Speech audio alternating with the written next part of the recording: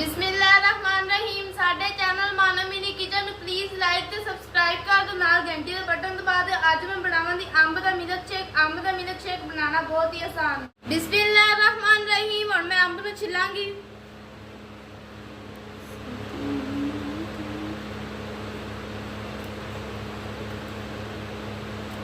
अंब दा milk shake पूरी दुनिया च बहुत ज़्यादा पसंद किया जाता है।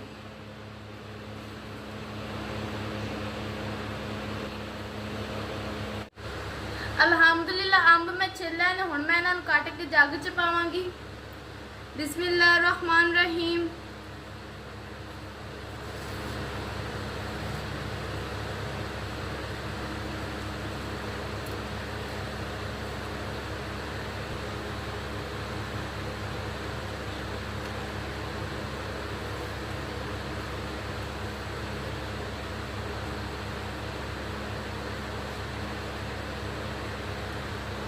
साडी वीडियो पसंद आई होवे तो लाइक जरूर कर दिता करो।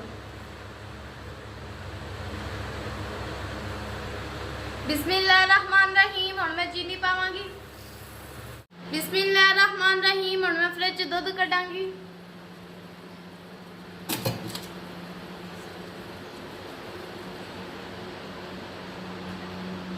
बिस्मिल्लाहिर्रहमानिर्रहीम। हुण मैं जग च दुध पावांगी।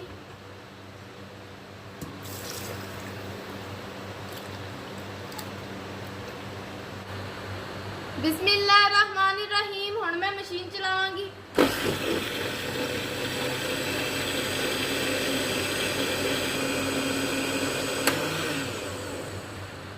अल्हम्दुलिल्लाह अंब दा मिल्क शेक तैयार हो गया। बिस्मिल्लाहिर्रहमानिर्रहीम। हुण मैं अंब दा मिल्क शेक गिलासां च पावांगी।